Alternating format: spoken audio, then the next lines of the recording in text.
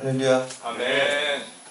고린도 교회는 사도 바울 2차 전도 여행 때 설립하고 한 1년 6개월 동안 거기서 이제 담임 목사로 목회를 하고 후임자를 세우고 이제 나왔습니다. 그래서 이제 3차 전도 여행하면서 이제 에베소에 머물러 있을 때 고린도 교회의 여러 가지 분쟁 소식과 또 문제들에 대한 그 소식을 듣게 되고 또 그 교인들이 설립자인 바울에게 그 문제 해결 방안을 이렇게 문의하고 이에 대해서 편지로서 보낸 것이 이제 고린도 전서입니다. 그리고 이제 오늘부터 우리가 함께 나누게 된 고린도 후서는 그 이어서 한 고린도 전서가 발송되고 한 6개월 지난 후에 또다시 이제 편지를 쓴 것입니다. 그 이유는 이제 편지 고린도 전서를 보냈음에도 불구하고 고린도 교회가 문제가 잘 해결된 것이 아니라 오히려 더 좋지 않은 방향으로 이렇게 흘러가고 있다는 소식을 들었어요. 그래서 바울이 우리가 지난 시간에 고린도 전서 마지막 부분에 보면은 다른 곳을 거친 다음에 마지막에 이제 고린도를 직접 방문하겠다 이렇게 했는데 그 계획을 또 바꿨어요. 왜냐하면 굉장히 응급적인 상황이라고 판단해서 속히 이제 고린도를 방문하게 됐습니다. 그래서 이제 바울이 직접 고린도에서 여러 가지 분쟁의 문제들을 해결하려고 노력을 했는데 해결이 잘 안 됐어요. 그래서 이제 성경 신학자들은 그 방문을 이제 가슴 아픈 방문이다 이렇게 이제 별칭을 하고 있어요. 해결이 안 됐으니까 그냥 방문을 했지만 그래서 가슴 아픈 방문이다. 그리고 이제 여러 가지 목회 사정상 완전히 해결하지 못하고 다시 돌아와서 이제 편지를 썼어요. 그게 이제 눈물의 편지라는 그 별칭을 가지고 있는 두 번째 사실 편지를 썼는데 그거는 우리한테 전해지지 않고 있습니다. 그래서 어떻게 보면은 이 고린도 후서는 세 번째 편지라고 할 수가 있겠어요. 그래서 이 눈물의 편지라는 두 번째 편지를 받은 고린도 교우들이 회개를 했어요. 많이 회개를 하고 다시 복음적으로 교회를 세우게 됐습니다. 근데 이제 그럼에도 불구하고 소수의 어떤 사람들은 여전히 해결되지 않았고 특히 이제 거짓 교사들의 선동과 미혹에 의해서 바울의 사도권에 대해서 바울이 진짜 그리스도의 사도냐 흔드는 그런 얘기들이 계속해서 나오게 됐습니다. 그래서 쓴 편지가 이제 오늘부터 함께 나눈 고린도 후서입니다. 그래서 고린도 후서의 내용은 전반적인 것이 바울의 이제 사도권을 이제 변호하는 구구절절히 그걸 변호하고 있어요. 그런데 이제 그것뿐만 아니라 왜 그렇게 자기 개인적인 변호를 위한 편지일 뿐만 아니라 그렇게 잘못 자기를 오해하게 되면 그 오해하는 사람들이 복음도 받아들이지 않기 때문에 사도권, 본인의 사도권을 변증하면서 동시에 복음을 변증하는 편지가 이제 고린도 후서라고 할 수가 있겠습니다. 그런 면에서 어떻게 보면은 바울의 이 서신들 중에서 가장 자서전적인 책이 고린도 후서라고 할 수가 있겠습니다. 그리고 어떻게 보면은 조직적인 책이라기보다는 어떤 로마서 같은 경우는 체계적으로 조직적으로 이렇게 기록된 책인데 그렇게 되지 못했죠. 약간 비조직적이고 또 어떤 논리와 이성보다는 좀 감성적인 부분이 많이 있는 책이고요. 뚜렷하게 한 가지 주제를 가지고 이렇게 쓴 책이 아니라 이것저것 약간 그렇게 여러 가지 얘기들을 쓰는 것을 볼 수가 있습니다. 우리가 그 파스칼의 이제 팡세라는 책 그거를 팡세라는 게 이제 생각이라는 그런 뜻이잖아요. 그래서 파스칼이 죽은 다음에 그 유족들이 이렇게 육품을 정리하다 보니까 파스칼이 쓴 글들이 있었어요. 그 글들이 좋은 글들이었고 그래서 그거를 묶어가지고 책으로 이제 출판했어요. 그래서 팡세 생각, 파스칼의 생각이겠죠. 그래서 명언집 같이 되어 있습니다. 그래서 거기에 보면은 뭐 인간은 생각하는 갈대다. 클레오파트라 코가 조금만 낮았다면 인류의 역사는 바뀌었을 것이다. 뭐 이런 단편적인 얘기들이 나오고 있어요. 이것을 우리가 그 아포리즘이라 그러거든요. 하나의 뭐 일관된 주제로 뭐 200페이지, 300페이지 쓰는 그런 논문이 아니라 좋은 말들을 이렇게 모아놨어요. 니체의 뭐 짜라투스트라는 이렇게 말했다. 그 책도 역시 그런 이제 아포리즘을 가지고 쓴 책이죠.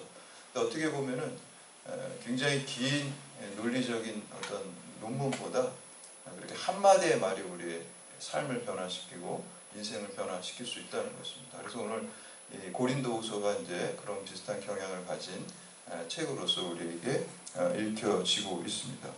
며칠 전에 제가 이제 유튜브에서 그 이찬수 목사님 설교를 이렇게 듣게 됐어요. 이찬수 목사님 뭐 우리 한국 교계에서 현재 굉장히 존경받는 목사님 중에 한 분이고 목회적으로도 가시적으로도 큰 부흥을 일으키신 분이시죠. 그리고 좋은 복음적인 일들도 많이 하시는데 그분이 이제 그 설교 중에 그런 게 있더라고요. 그 우리 교회에 있던 부목사님이 다른 데 담임 목사님으로 나가셨는데 그 목사님이 이찬수 목사님 욕을 한다는 거예요. 그걸 이제 설교를 하시더라고요. 그래서 이제 그 말을 그 목사님이 들으시고 이메일로 보냈어요. 혹시 내가 알게 모르게 잘못된 게 있으면은 나를 용서해라 이런 식으로 이제 편지를 쓰고 그 분한테 또 답장을 받아서 문제가 이렇게 잘 은혜롭게 해결이 됐다는 거. 그거를 이제 설교를 하시는데 제가 유튜브 이렇게 댓글을 이렇게 보면서 깜짝 놀랐어요. 댓글 중에 어떤 댓글이 있었냐면 욕 먹을 짓을 했으니까 욕을 먹겠지 이렇게 이제 대답을 써놨어요. 그래서 내가 야 이렇게도 사람이 반응할 수 있구나 이런 생각이 들어요. 오늘 바울이 그런 것 같아요. 바울같이 신실하게 순교자적인 삶 그리고 실제로 순교를 한 그 목회자 역시도 계속해서 반대하는 사람들이 있고 사도권을 그 부정하는 사람들이 고린도 교회에 있었다는 거예요. 예수님도 마찬가지죠. 예수님도 사실은 그 바리새인들과 서기관들과 그 반대자들에 의해서 십자가에 내어주게 되고 못 박혀서 죽으시게 되었죠. 그러나 저는 그렇게 생각해요. 그런 모든 것들이 우리가 예수 그리스도 안에 있을 때 다 합력해서 하나님께서는 선을 이루어 가신다라는 것을 믿습니다. 그래서 우리가 좋지 않은 일, 우리 내 자신이 분명하게 예수 안에 있다고 한다면 내 마음이 정말 순수하게 주님의 영광을 구한다고 한다면 우리의 이 세상의 많은 악한 것들까지도 또 나의 조금 부족한 점까지도 하나님께서 다 아름다운 손으로 구원의 역사로 이루어 가실 줄을 믿습니다. 그래서 오늘 특별히 이제 바울 개인의 굉장히 큰 고난입니다. 계속해서 사도로서의 자격이 없다라는 비판하는 고린도 교회 교인들에게 이 고린도 후서를 통해서 자기를 변호하면서 오히려 그 사도 바울은 정말 산 소망이 끊어진 것 같이 죽을 것 같은 그 고통 속에서도 오히려 하나님의 큰 위로를 받았다라고 오늘 고린도후서 1장 1절에서 11절에 말씀하고 있습니다. 그래서 오늘 말씀을 통해서 우리가 하나님의 위로와 또 치유가 또 은혜가 충만하게 임하시는 그러한 시간이 되시기를 주님의 이름으로 축복합니다. 첫 번째는 고난 중에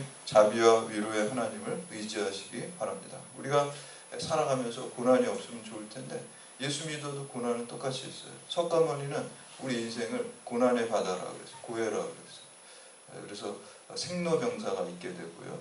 우리가 이별이 있게 되고요. 그런 모든 고난 속에 우리가 살아가고 있다 그래요. 그래서 욕심이 있어서 고난이 또 그래서 석가모니 같은 경우는 어떤 욕심을 버리면은 또 자기 수양을 잘하면은 해탈한다고 이렇게 참된 자아를 찾아서 해탈한다 그랬어요. 일견 들으면은 굉장히 좋게 들리는데 자세히 생각해 보면은 굉장히 공허한 말이 될 수가 있어요. 이러한 불교의 영향을 받은 사람이 서양 철학자 중에 이제 쇼펜하우어라는 사람이 이 사람은 이제 힌두교 불교 쪽에 영향을 굉장히 많이 받아서 그래서 그 사람 역시도 인생을 고난만이 흐르고 있다고 생각하고 그렇게 주장을 했어요. 그래서 이제 고난이 잠깐 쉬는 시간이 오는데 그때를 사람들은 행복이다라고 얘기를 해요. 그러니까 인생 자체는 원래 고난이라는 거예요. 그래서 그 사람이 이제 본인 책에 자살론이라는 책을 썼어요. 자살론에서 인간은 태어나지 않는 게 제일 좋은 것이다. 그리고 만약 태어났다 그러면 일찍 죽는 게 좋은 것이다. 그리고 일찍 죽을 수 없다면 자살하는 게 좋은 것이다. 그래서 그 책을 읽고서 독일의 많은 젊은이들이 자살을 많이 했대요. 근데 막상 본인은 자살을 안 했고 당시에 72세 장수를 했어요. 그러니까 본인은 그렇게 글로 써가지고 스트레스 다 해소한 것 같아요. 말로만 자살한다고 그러고 실제로 본인은 자살 안 하고 오래 살았어요. 그래서 그런 어떻게 보면은 불교에서의 해결책이나 또 이 쇼펜하우어 같은 철학자의 해결책은 우리에게 어떤 파괴적이고 또 공허한 것이지 올바른 해답을 주지 못합니다. 성경은 우리의 인생에 고난이 있는 것은 원래 하나님이 그렇게 우리 인생을 그렇게 창조하시지 않았어요. 에덴 동산을 만드시고 우리가 그러한 고난이 없는 세상을 만드셨지만 우리 인생 가운데 고난이 있게 된 이유는 우리의 인간의 원죄로 말미암아 죽음이 들어왔기 때문에 죽음이 우리 인생 가운데 들어와서 생로병사 우리가 늙는다는 거 병든다는 건 죽음의 징조들이에요. 그리고 헤어지고 이별한다는 거 우리가 죽을 때 헤어지고 이별하는 것들을 경험하게 돼요. 그러니까 인생에 죽음이 들어왔기 때문에 신라곤 했기 때문에 우리 인생에 생로병사가 있게 된 것입니다. 그리고 성경은 바로 이 생로병사의 문제들을 해결하는 것들이 예수 그리스도의 십자가를 통해서 다시 복나가는 거예요. 성경은 어떻게 보면 단순해요. 창세기에 보면은 신라곤 한 이야기가 나오고 요한계시록에 보면은 생명나무가 흐르는 또 우리가 복나가는 모습이 이렇게 성경의 앞과 뒤에 나와 있고 그 가운데 예수님의 십자가가 있습니다. 그게 성경의 전부입니다. 그래서 우리의 인생의 고난들을 해결하는 것은 죄의 문제를 해결하고 영원한 생명을 얻게 되는 것입니다. 그래서 하나님께서 우리 사도 바울도 말씀하시죠. 항상 기뻐하라. 항상 기뻐할 수 있는 이유는 우리 인생에 힘든 고난이 없어서 항상 기뻐하는 게 아니에요. 힘든 고난이 있지만 우리가 예수 그리스도의 십자가로 인해서 우리의 죄의 문제를 해결하고 우리에게 복락원이 주어져 있기 때문에 우리가 어떤 상황 속에서도 일희일비하지 않고 항상 기뻐하고 범사에 감사할 줄로 믿습니다. 아멘. 이게 그리스도 예수 안에서 우리를 향하신 하나님의 뜻인 줄 믿습니다. 아멘. 오늘 1절에서 4절까지 말씀 함께 공독합니다. 시작. 하나님의 뜻으로 말미암아 그리스도 예수의 사도된 바울과 형제 디모데는 고린도에 있는 하나님의 교회와 또 온 아가야에 있는 모든 성도에게 하나님 우리 아버지와 주 예수 그리스도로부터 은혜와 평강이 있기를 원하노라. 찬송하리로다. 그는 우리 주 예수 그리스도의 하나님이시요 자비의 아버지시요 모든 위로의 하나님이시며 우리의 모든 환난 중에서 우리를 위로하사 우리로 하여금 하나님께 받는 위로로서 모든 환난 중에 있는 자들을 능히 위로하게 하시는 이시로다. 아멘. 우리가 고난 중에 있을 때 자비의 아버지 또 위로의 하나님을 의지하라고 성경은 말씀하고 있습니다.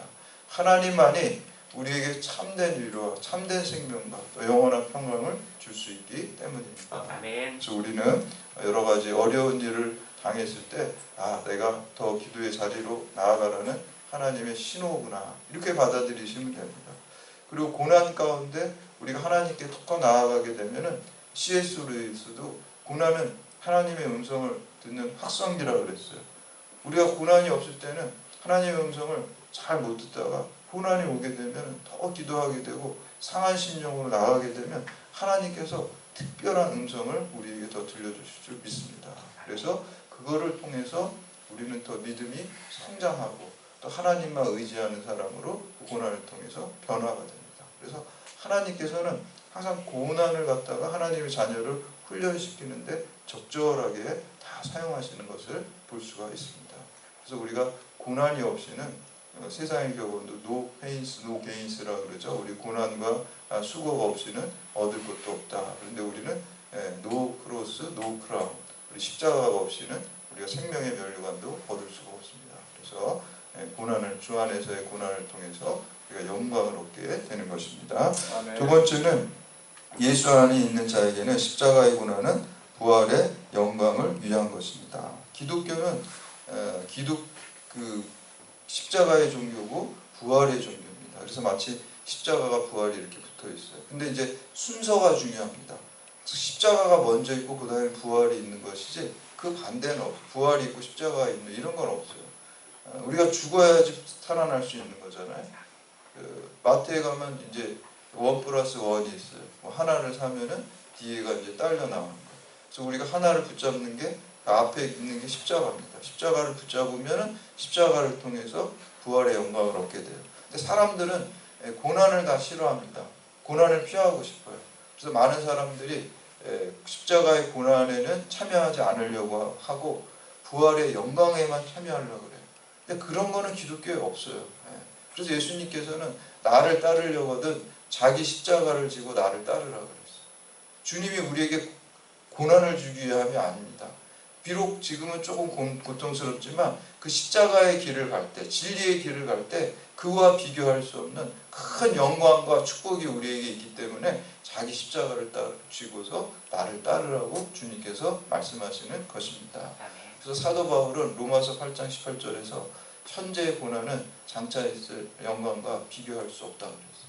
우리가 주의 길을 따르고 또 의롭게 살아가고 또 원수도 사랑하고 또 말씀대로 사는 게 힘들죠. 그냥 내 멋대로 사는 게 더 편하죠.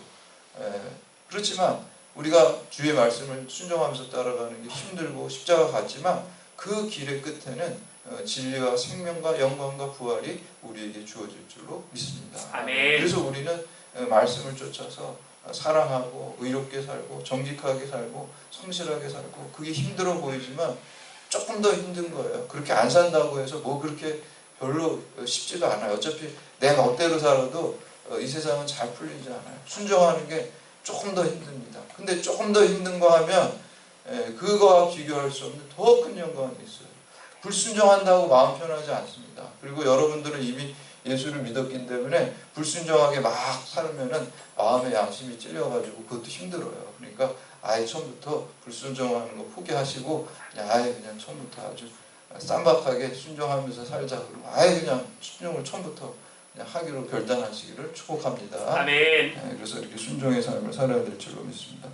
오늘 말씀 5절하고 7절 말씀 함께 공독합니다. 시작.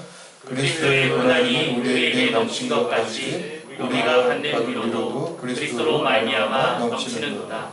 우리가 환난당하는 것도 너희가 위로와 구원을 받게 하려는 것이요 우리가 위로를 받는 것도 너희가 위로를 받게 하려는 것이니 이 위로가 너희 속에 역사하여 우리가 받는 것 같은 고난을 너희도 견디게 하느니라. 너희를 위한 우리의 소망이 견고함은 너희가 고난에 참여하는 자가 된 것 같이 위로에도 그러할 줄을 알리라. 십자가의 고난에 참여한 자만이 부활의 영광에 참여하게 될 줄로 믿습니다. 아멘. 세 번째 마지막으로 세 번째 성도에게 살 소망까지 끊어지는 심한 고난을 주시는 이유는 오직 하나님만 의지하는 믿음을 주시기 위해서입니다. 우리가 아픈 만큼 성숙해진다는 말이 있어요. 우리가 아픈 만큼 철이 들고 성숙해. 우리가 어렸을 때는 철이 없잖아요. 근데 그 어린아이가 좀 고생하고 힘든 일 당하게 되면은 좀 철이 들고 성숙해지는 것을 볼 수가 있어요. 독수리가 자기 새끼들을 훈련시키는 것도 마찬가지예요. 저 절벽 위에다가 둥지를 들어가지고 먹이를 주다가 어느 때가 되면 이제 날아야 될 때쯤 되면은 이 어미 독수리가 둥지를 엎어버려요. 그러면 이 새끼 독수리가 낭떠러지에 떨어지죠. 막 죽을 것 같아가지고 힘들겠죠. 고난이겠죠. 그냥 둥지에 가만히 있는 게 좋은데. 근데 막 떨어져서 그냥 막 살으려고 날개짓을 하니까 이제 땅바닥에 떨어져 죽게 되니까 어미 독수리가 탁 받쳐가지고 다시 올려놔요. 아유 살았다 그랬는데 또 떨어뜨려요. 그래가지고 이제 고난이죠. 떨어지는 게. 거기 가만히 있는 게 편한데. 이게 뭐 하는 거죠? 나는 법을 배우는 거예요.